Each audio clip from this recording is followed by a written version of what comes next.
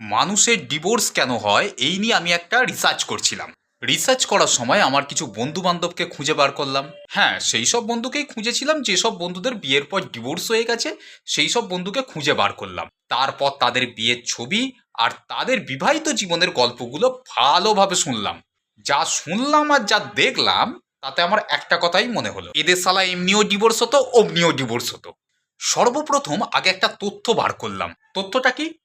তথ্যটা হচ্ছে এটা যে এদের আগে পরিচয়টা কিভাবে হয়েছিল সেই তথ্যটা আগে বার করলাম। তথ্যতে দেখলাম যে আমার বন্ধুর ইচ্ছা ছিল একজন ভালো ফটোগ্রাফার হবে, আর আমার বন্ধুর বউ মানে যার সাথে ডিভোর্স হয়ে গেছে তার ইচ্ছা ছিল সে একজন বড় মডেল হবে। মডেলিং এর মও করেনি, সে নিজে ধরে নিয়েছে সে বড় মডেল হয়ে গেছে। আর এও বেটা মানে আমার বন্ধু ফটোগ্রাফারের কি ছবি তুলেছে তার কোনো ঠিক নেই, সে ধরে নিয়েছে সে একজন বড় বিখ্যাত ফটোগ্রাফার হয়ে গেছে।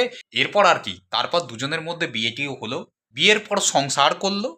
বিয়ে করার কিছুদিন পর সেই মেয়েটি আমার বন্ধুকে বলছে যে শোনো, তুমি যখন আমাকে বিয়ে করেছো তাহলে আমাকে কিন্তু স্বাধীনতা দিতে হবে। তো আমার বন্ধু বলছে তোমাকে অবশ্যই, যখন বিয়ে করেছি তোমাকে আমি অবশ্যই স্বাধীনতা দেব। স্বাধীনতা কেন দেব না? তুমি আমার নিজের বউ, তোমাকে যদি স্বাধীনতা না দিই তাহলে আমি কাকে দেব? বলছে যাও, তুমি স্বাধীন, তুমি মুক্ত, তুমি মুক্ত আকাশে উড়ে যাও, আর শুধু রাতে শুধু ঘরে এসো। স্বাধীন হতে বলেছিল, আর কিছু করতে বলেনি। মেয়েটা এত স্বাধীন হয়ে গেছিল, বাইরে এক জায়গায় ফটোতে ছবি শ্যুট মানে ফটোশ্যুট করতে গেছিল। ফটোশ্যুট করতে গিয়ে স্বাধীনতা এত বেশি পেয়ে গেছিল যে ফটোগ্রাফারের সঙ্গেই স্বাধীনতা মানে ফটোগ্রাফারের সঙ্গেই প্রেম শুরু করে দিল। প্রেম অব্দি ব্যাপারটা ঠিকই ছিল। এরপর কিছুদিন পর মেয়েটা বলছে দেখো আমি সব রান্না বান্না করতে পারবো না, আমি অনেক খাটাখাটুনি করেছি, বাইরে অনেক পরিশ্রম করে ফেলেছি, বাইরে অনেক ফটোশ্যুট ছিল, আর বেশি কিছু খাটতে পারবো না। তুমি জোম্যাটো থেকে খাবার অর্ডার করো, তুমি সুইগি থেকে খাবার অর্ডার করো, ব্যাস। একদিন দুদিন বিষয়টা মেনে নেওয়া যায়, রোজ রোজ তো আর মানা যায় না। এরপর শুরু হলো সেই মহালয়ের মতন তুমুল যুদ্ধ। তখন স্বামী স্ত্রীতে যুদ্ধ চলছে।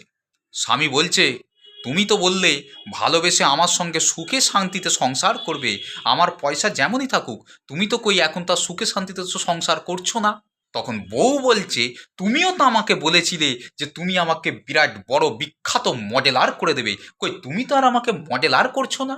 তারপর সেই মডেল মানে সেই তার বউ তারপর একটাই কথা, দেখো আমি আর তোমার সাথে পারছি না, তোমার সাথে থাকতে থাকতে আমার দম বন্ধ হয়ে যাচ্ছে, দলে থেকে সমাজের জন্য কাজ করতে পারছি না, মানে দলে থেকে মানুষের জন্য কাজ করতে পারছি না, যেরকম বলে আর কি, মানে তোমার সঙ্গে থেকে আমি অন্য কিছু করতে পারছি না, মানে এরকম ব্যাপার হচ্ছে।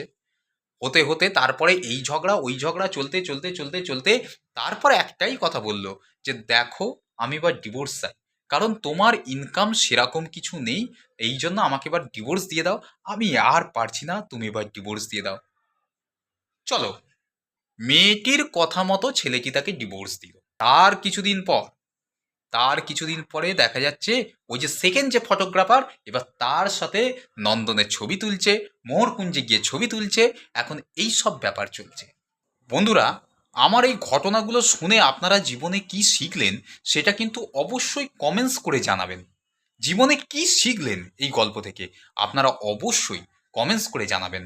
আমি রিজু রায়, আমি ফিরে আসবো আবার একদিন নতুন কোনো একটা টপিক নিয়ে। ততক্ষণ আজকের মতন বলতে হচ্ছে টাটা অ্যান্ড গুড বাই। ভালো থাকবেন আর আপনার একটু আশীর্বাদ করবেন আমি যেন অনেক বড় হতে পারি। So tata.